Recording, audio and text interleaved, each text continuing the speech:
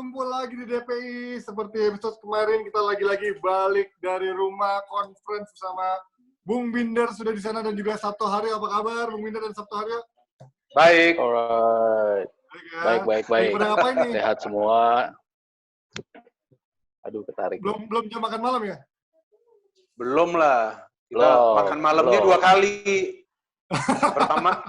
Pertama sore menjelang malam, baru malam beneran kita makan. Biar gak lapar tidurnya. Oh gitu. Terus kalau habis lapar ngapain biasanya, Binder? Enak tidurnya sih. Oh gitu. Oh iya. Enak, tidurnya pulas. Apalagi kalau high kalori kan. Sebelum tidur?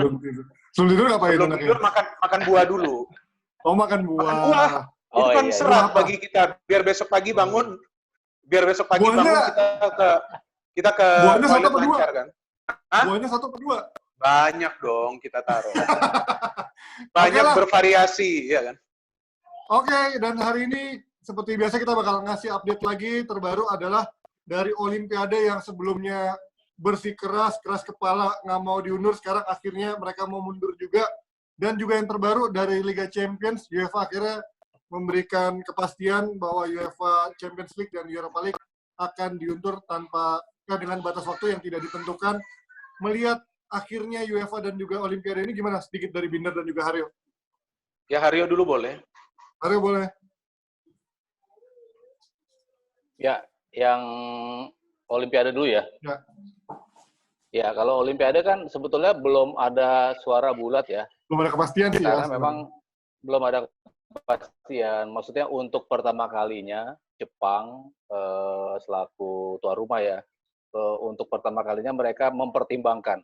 Maksudnya kemarin-kemarin tuh mereka betul-betul sama sekali bukan nggak peduli ya. Maksudnya cukup yakin bahwa Olimpiade tuh akan digelar tepat waktu gitu di bulan Juli. Mungkin mereka menganggap badai virus ini akan mereda dan mereka menganggap semuanya akan berjalan di bulan Juli nanti gitu. Cuman kan dari awal udah Kanada memastikan mereka tidak mengirim atlet, lalu ada federasi dari Inggris juga menyatakan sebaiknya ditunda, dan hampir banyak yang akhirnya pada nyaut kan bahwa Olimpiade sebaiknya dimainin di tahun 2021 juga, dimundurin. Nah, ini baru masuk agenda pembicaraan di Jepang, walaupun mereka sebetulnya masih firm, mereka masih ngerasa untuk bisa menggelar gitu. Cuman kalau kita melihat progresnya malah kesininya makin bahaya, dan nanti kalau datang atlet-atlet dari negara mana-mana yang bisa menjadi carrier kan kita justru akan semakin bahaya kan, bisa menjadi gelombang kedua lagi. Itu yang mungkin jadi pertimbangan untuk dibatalin. Cuman untuk saat ini sebetulnya belum dibatalin.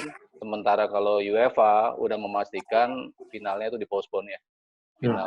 Final Liga Champion, final Liga Eropa, final Liga Champion Putri atau wanita itu ditunda. Cuman sampai kapan masih belum tahu juga nih. Binder gimana? Impact-nya ada nggak? Iya, itu menurut gua kita berbicara dulu mengenai persiapan dari Tokyo. Mungkin persiapan dari Tokyo ini sudah matang dari segi persiapan ya. Tapi tadi seperti yang Haryo katakan kan, bagaimana dengan negara yang menjadi partisipan? Mereka ini kan bisa juga carrier dari virus ini, betul kan? Dan jika mereka carrier, artinya kesehatan mereka juga ini kan rentan untuk terganggu, betul dong? Kan belum tentu juga mereka dalam kondisi yang 100% fit, kan kita nggak pernah tahu. Nah, dan yang ketiga, siapa saja nih negara yang sebetulnya yang free dari virus itu? Ini kan yang berita yang gue dengar ini sudah lebih dari 100. Walaupun memang nggak semua negara yang jumlahnya signifikan kan. Tapi perlahan-lahan nanti ini kan akan ke-expose. Dan itu akan ke-expose menjelang bulan Mei. Olimpiade kan nggak jauh dari bulan Mei. Betul kan? Iya, bulan Mei. Terus bagaimana negara-negara tersebut harus recover juga dari impact ekonomi yang sudah slow down. Tadi kan lu nanya impact-nya. Iya, impact-nya. Jadi impact negara-negara yang ekonominya sudah slow down juga menyulitkan mereka untuk mengirimkan atlet. Belum lagi dari segi persiapan atlet yang sekarang ini kita tahu di banyak negara sudah yang ada namanya self-quarantine. Bahkan ada yang juga sudah diminta untuk quarantine lagi dari pemerintahnya. Artinya betul-betul jangan keluar jika tidak ada keadaan yang mendesak. Mendesak itu artinya bahan makanan, mereka sakit atau memang perlu beli obat. Nah, Terus kemudian kita berbicara mengenai itu kan Champions League dan Champions League. Eropa. Ya, ini mereka harus ngikutin juga dengan keputusan negara-negara lain di Eropa yang kompetisinya ini belum jelas kapan akan jalan. Ya, Kira-kira klub-klubnya idealnya, di domestik belum main. kira-kira idealnya diundur sampai kapan ya? Kalau misalkan Euro, oke Nih. tahun depan musim panas. Kira-kira final ini kapan ya? Paling layak. Nah, ini problemnya, kompetisi ini kan bukan sekali dalam 4 tahun, seperti Euro. Jadi Euro bisa diundur 1 tahun. Kalau ini kan kalender mainnya per pekan, bahkan bisa dalam 1 pekan 2 game, ada midweek game. Iya. Betul kan? Kalau mereka memaksakan ini akan main, kan ada timeline kalau tidak salah sebelum akhir Juni ya. Harus berakhir nih kompetisi. Betul kan? Iya, iya. Bagaimana kalau ini lewat? Kalau menurut gua kalau ini lewat, ya mau nggak dilanjutkan setelah bulan Juli? Padahal itu kan sudah masuk kalender baru lagi. Terus bagaimana tentang World Cup? World Cup 2022 tuh kalau tidak salah mainnya di summer ya? Tetap summer atau sudah winter tuh? Kayaknya winter kan ya di Qatar ya? Winter. Nah, winter. Nah, ini kan akan mengganggu semua kalender, ini akan menjadi amburadul semua. Kalau menurut gua, ya udah, ini jika memang nanti sampai akhir Mei kita bicara belum ada kepastian, ya paling nggak batal lah semua. Ini kan sebuah kejadian luar biasa. Iya. Yeah. Nah, kalau kompetisinya UEFA kan oke lah, kita masih menanti kalau fase knockout dan juga final dan Europa League dan Champions League ya. Tapi kalau ngomongin dari transfernya yang musim panas biasanya ada di rentang bulan Juli dan Agustus itu, berarti apakah akhirnya akan mundur juga, termasuk pemain-pemain yang kontraknya habis?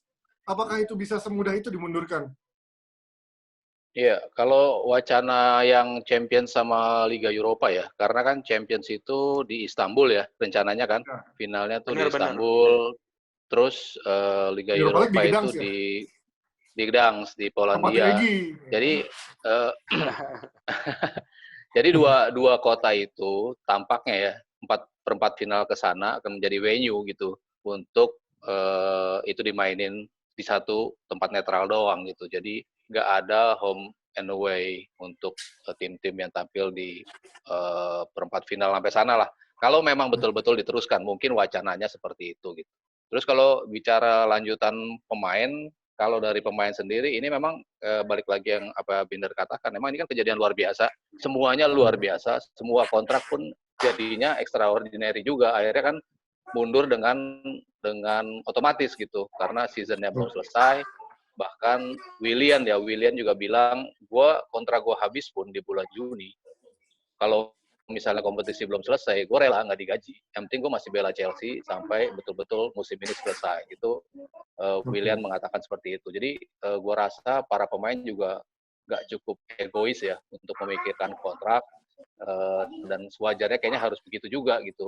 Kalau ada yang minta bayaran, gue rasa akan dibully satu dunia kayaknya ya. Ya, ini good point ini dari Haryo, good point, bahwa artinya ini sekarang orang sudah tidak lihat lagi keuntungan pribadi. Ini semua kan sama-sama nih orang merasakan, betul kan? Artinya mereka mau tidak mau, kalau bisa ya udah gak masalah deh. Klub juga akan menanggung beban yang besar. Cost klub itu kan jauh lebih besar daripada pemain sendiri. Iya dong, pemain kan dia hidup. Kalau klub kan untuk membiayai banyak orang, bukan cuma pemain. Yang bekerja di stadion, yang bekerja bagi klub, ini masif sekali kan. Artinya dalam hal ini, pemain perlu fleksibel juga. Bahkan gue kira nih, kemungkinan juga klub sendiri yang akan menerapkan kebijakan untuk memangkas gaji para pemain yang sementara ini mereka ini tidak main. Karena kan income klub gak ada selama mereka tidak main. Paling nggak akan ada pemotongan gaji atau pembayaran maksimal. Apakah itu 50% atau 75%, kita nggak tahu. Kita masih lihat ya kebijakan dari pemain maupun kebijakan dari klub maupun dari pemain sendiri akan seperti apa. Dan satu poin lagi, seharusnya nih federasi mereka ini masing-masing negara ini akan terlibat dalam menerapkan kebijakan itu. Jadi gak ada yang semena-mena, benar ya? Iya kan? Iya, jadi federasi gitu. Itu harus ikut juga dari masing-masing negara ya, seperti apa kebijakannya. Mereka mau menerapkan agar klub ini tidak loss-nya ini juga tidak seberapa, karena klub ini perlu survive dong. Kan kita ini kan nggak boleh berpikir negatif. Kita harus berpikir ini akan ada kok sepak bola ke depan. Betul kan? Ya karena situasinya ada, memang, tapi klub ini kan harus diselamatkan juga. situasinya memang luar biasa sih ini. Emang nggak pernah terjadi dalam sejarah sepak bola. Jadinya mungkin masih akan ada pembicaraan lebih lanjut terkait aturan maupun rules-nya akan seperti apa nanti regulasinya. Tapi kalau ngomongin soal pemain, ini kan jangka waktunya masih agak panjang untuk nungguin pemain-pemain untuk sembuh dari cedera. Bahkan nanti MU harusnya bisa beli pemain lagi. Kenapa sekarang ada isu atau wacana bahwa Ole ingin mempermanenkan seorang Ighalo yang apakah memang menurut Haryo dan Binder apa penting itu Ighalo untuk dipermanenkan dengan performanya sekarang ini? Kalau dari awal kan gue bilang begitu dia bikin 2 gol ke derby langsung kasih 2 tahun. 2 tahun. Seneng banget sih si Panji. Gak suka 2 tahun. Itu pemain apaan itu? Udah 30 tahun lagi. Makanya, emang maksud gua ini kan pemain gitu. Paling nggak kan dia bisa bikin 4 gol dalam 3 start dia. Itu kan nggak bisa dibuat sama pemain yang lain kan di United. Dalam artian ketika dia diberi kesempatan start, dia bisa buktiin. Ya walaupun oke lah, 1 lawan Brugge, 1 lawan Derby County, 1 lagi terakhir lawan Lastik ya. Iya. Ini kelas. Iya, kelas. Liga Eropa ya paling nggak, tapi kan dia dipercaya melakukan start, dia buktiin dengan gol-gol, dan itu yang lagi dibutuhin sama United kan setelah tidak adanya Lukaku. Maksudnya lo dikasih striker sekelas Lukaku gitu kan, itu aja disia-siain juga gitu. Ketika dia cabut ternyata dirindukan. Nah ini kan ada pemain yang dia beri bukti kok, dia beri bukti dengan gol.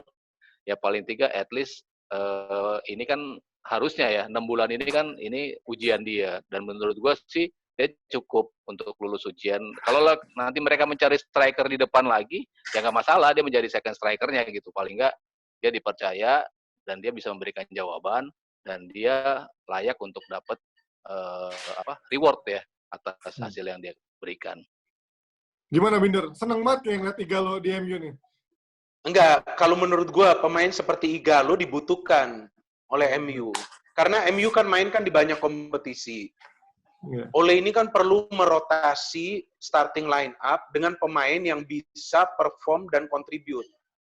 Jadi, walaupun Ighalo ini belum cetak gol di Premiership, tapi yang menjadi pertimbangan bagi Ole atau juga manajemen MU bahwa dia bisa cetak di Europa League, dia bisa cetak di FA Cup, right? Kalau tadinya masih main di Piala Liga, bisa jadi dia juga akan cetak gol di Piala Liga. Jadi pemain pelapis seperti ini sangat penting juga bagi klub-klub besar seperti MU. Karena nantinya pada saat ada pemain yang cedera, pemain yang biasa ini menjadi pelapis sudah tampil bagus di kompetisi lainnya, pasti akan terbawa juga nanti di kompetisi lokal. Cuman problemnya di kompetisi ini, Liga. Cuman problemnya kan di Liga dia belum banyak nih mendapatkan menit bermain. Kesempatannya. Dan sekarang kan keuntungan bagi MU, kenapa pemain yang awalnya gue pun ragukan siapa sih ini Ighalo, tadi yang gue katakan sudah 30 tahun, dia dari Liga China, bahkan dia berasal dari Watford, right? Tapi keuntungan MU, sekarang mereka ada orang yang bisa melayani dia, yaitu Bruno Fernandes. Mantap. Betul kan? Jadi karena ada Bruno Fernandes, setiap pemain MU lainnya yang dianggap tidak meyakinkan, jadi bagus permainannya. Kan itu yang gue katakan, ini kan situasi yang menyedihkan bagi MU sebetulnya. Iya benar kan? Dia harus ada pemain baru untuk merubah. Padahal Ole kan udah lama di sana. Jadi sebetulnya itu Ole melihat Ighalo itu kayak dia dulu gitu, Ji. Oh, super sub ya. Kurang ajar emang. Makanya dia bilang, oh iya, ternyata penting juga ya pemain kayak gini gitu. Penting loh. Dan Ole Gunnar Solskjaer itu akan selalu diingat oleh para pendukung MU untuk golnya di Champions League. Dia sebagai pemain pengganti. Dia bisa cetak gol. Ya kan? Enggak, legend sih enggak lah. Terus apa? Tapi dia sering masuk di Liga juga, gue masih ingat. Itu sebagai pemain pengganti dan dia bisa cetak gol. Pemain-pemain seperti ini dibutuhkan. Jadi, gue sepakat juga dengan Haryo. Ole mungkin juga mengingat seperti dirinya. pada saat ia lebih sering ditampilkan sebagai pemain di kompetisi lain atau di liga, jarang mendapatkan peluang, kecuali pada saat-saat akhir lah karir dia mulai lebih banyak mendapatkan kesempatan menjadi starter. Tapi ia juga menjadi bagian yang vital kan bagi MU, Solskjaer. Nah, Igalo juga bisa begitu. Ada sedikit isu ya, intermezzo dikit soal MU. Katanya kan Aubameyang juga kontraknya udah bentar lagi habis kan ya. Dan belum ada wacana akan diperpanjang. Isunya akan ada pengkhianatan lagi seperti Robin van Persie waktu pindah ke MU. Ini mungkin nggak Binder ngeliatnya Aubameyang ke MU? Sebetulnya pemain seperti Aubameyang itu karakternya sudah ada di MU. Martial, Rashford. Ya, MU kalau kontrak atau beli Aubameyang, mau ditaruh di mana dia? Kalau menurut gue sulit bagi dia untuk main sebagai reguler ya, reguler. Memang bisa aja sih dia pindah kalau dia memang mendapatkan gaji yang lebih tinggi, kan tetap akan dilihat dari segi lainnya juga. Tapi bagaimana dia bisa mendapatkan kesempatan untuk bermain? Ini Martial dan Rashford ini akan terus menjadi andalan bagi Ole. Biar bagaimanapun mereka adalah sebagai sebuah merek lah, kan mereka bermain juga bagi timnas mereka. Iya. Betul kan? Aubameyang kan selama ini perform di Dortmund, kemudian dia perform di Arsenal, karena memang yang sekarang bisa mencetak gol tuh dia aja. Seperti siapa tuh? Seperti di Chelsea tuh Tammy Abraham kan? Tammy Abraham. Ya. Nah, ini masih soal Makanya ini. Itu yang masih soal ini, Mas. Pindah ya, dari kayaknya Aubameyang. yang bikin Ada dari Aubameyang nih, ada juga yang isunya dari Jebreters ada pertanyaan dari Rido. MU ini katanya lagi gencar banget untuk mengejar sosok dua pemain gelandang, Jude Bellingham, dan yang paling hot banget adalah Jack Grealish. Emang sehebat apa sih Grealish musim ini sampai sekarang jadi komoditi panas di Liga Inggris itu? Ya kalau Grealish kan ya, kalau kita lihat di 2 musim terakhir kan sebetulnya kan dia juga naikin Aston Villa ya dari apa namanya Championship gitu. Dia sosok penting juga buat mereka gitu. Dan di musim ini bersama Aston Villa kan dia juga bawa Aston Villa ke final Piala FA. Carabao Cup. Final Piala Liga maksud gua. Dan itu kan suatu bukti juga gitu kalau pemain ini kan punya kontribusi yang cukup penting. Dan ngelihat gelandang-gelandangnya United kan sebelum ada Bruno ya. Iya. Kan emang menurut gua butuh tuh sosok-sosok seperti ya Grealish, yang makanya disebut-sebut kan Grealish, James Maddison, terus yang tadi pemain Bellingham ya. Bellingham itu ya mungkin ya itu yang paling itu yang termudanya ya 16 tahun. Mungkin kalau ngelihat ke depan butuh sosok itu. Dan kalau gua ngelihat yang dilakuin sama Ole di lini tengah kan butuh mobilitas lebih ya. Untuk pemain-pemainnya kan mereka tim ini butuh mobilitas lebih, butuh rotasi lebih, makanya wajar kalau pemain-pemain yang disebutkan itu masuk kategori yang bisa memperkaya lini tengah. Entah itu dari daya juangnya kayak Grealish, lalu kita lihat apa untuk masa depannya kayak Bellingham, terus Maddison juga kan pemain yang cukup stabil ya di Premier League musim ini. Jadi wajar sih nama-nama itu ya, termasuk kalau tadi yang disinggung Aubameyang juga. Ini kan pemain yang paling stabil di Arsenal, tapi Arsenalnya nggak naik-naik, itu kan yang bikin dia bete gitu kan. Selalu bisa mencetak gol, tapi kok tim Arsenal akan naik. Tolong kalian sabar, Arsenal akan naik. Ini kan sayang nih sementara dihentikan.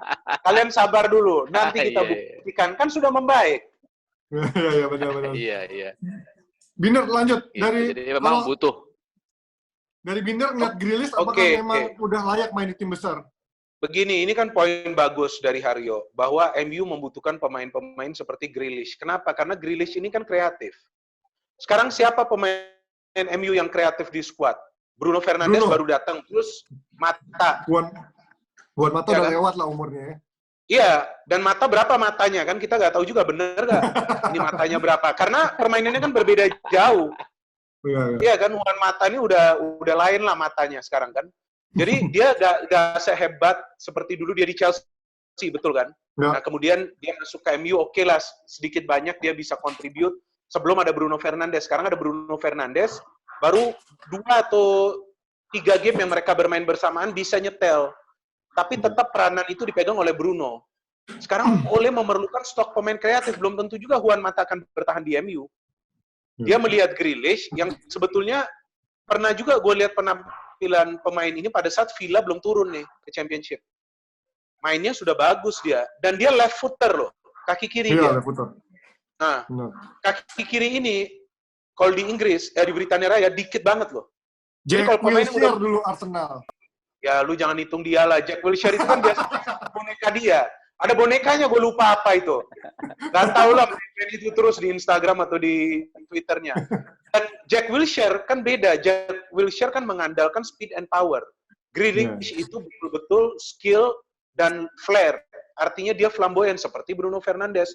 Kalau ini dua nanti berada di skuad MU, apalagi kalau digabungkan, dia bermain di kiri luar, Bruno di tengah, kemudian di kanan siapa? Kita lihat nanti akan ditempatkan.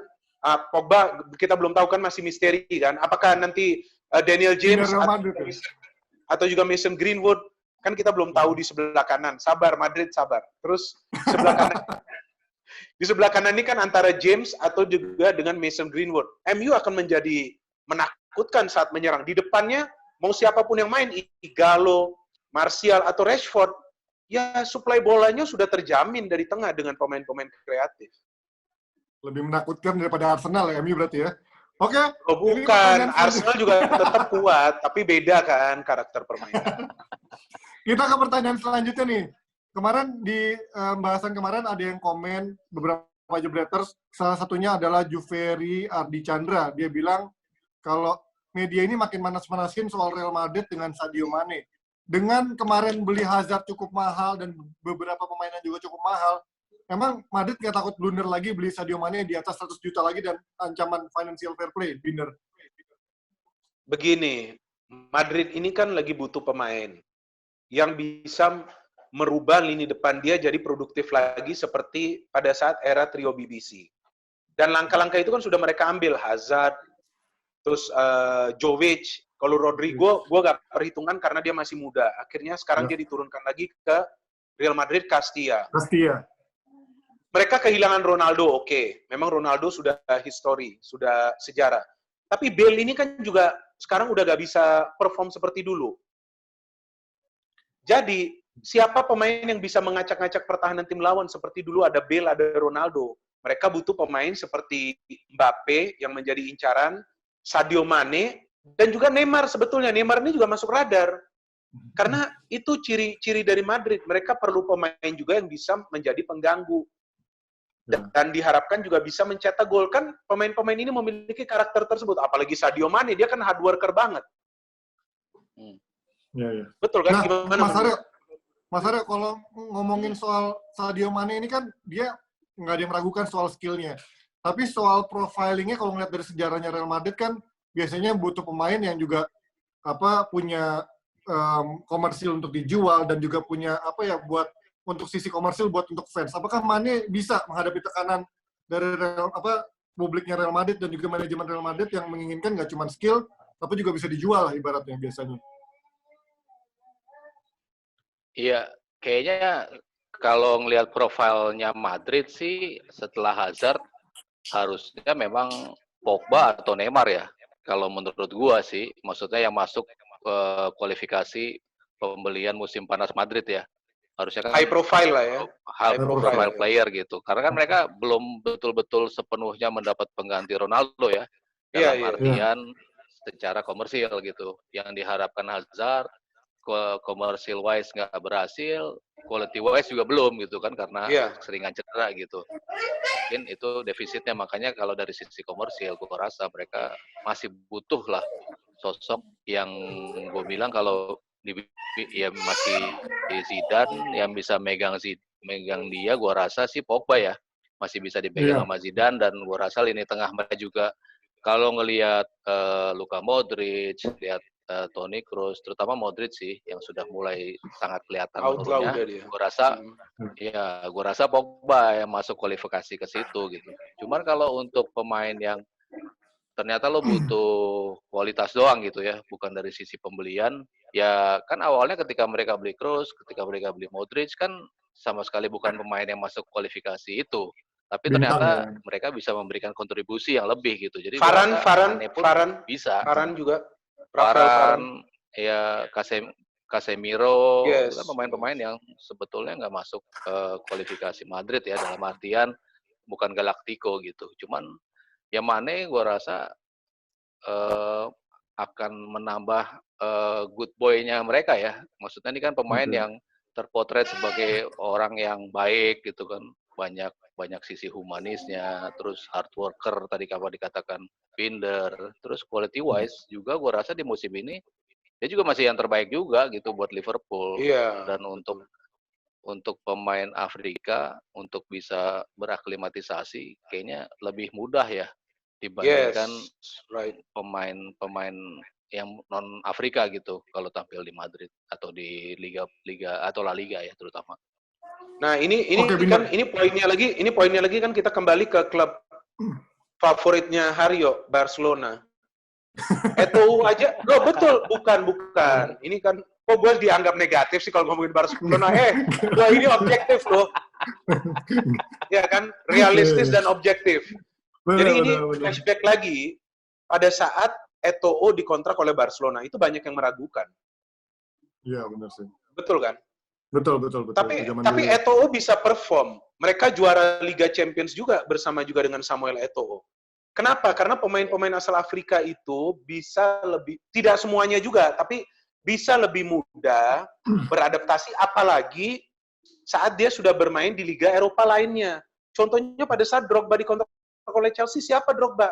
Ya biasa-biasa aja dia di Liga Prancis, tapi waktu dia masuk ke Chelsea, langsung kan dia bisa perform.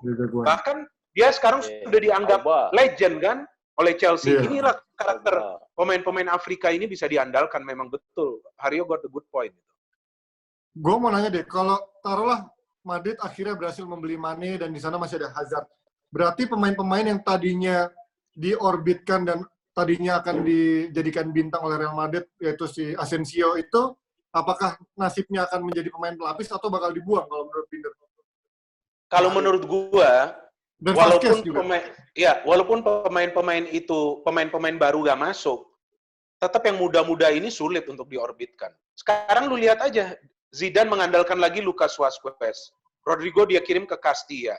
Isco bisa dimaini di depan juga. Padahal sudah ada Vinicius Junior kan. Yang menjadi satu perdebatan nih di semua fans Madrid.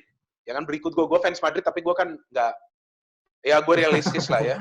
Jadi yang sekarang lagi diperdebatkan nih Benzema. Kenapa Benzema ini tidak pernah diganti posisinya? Nggak tergeser ya.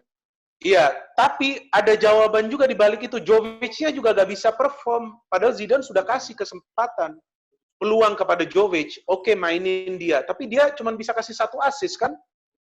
Selama dia membela Real Madrid.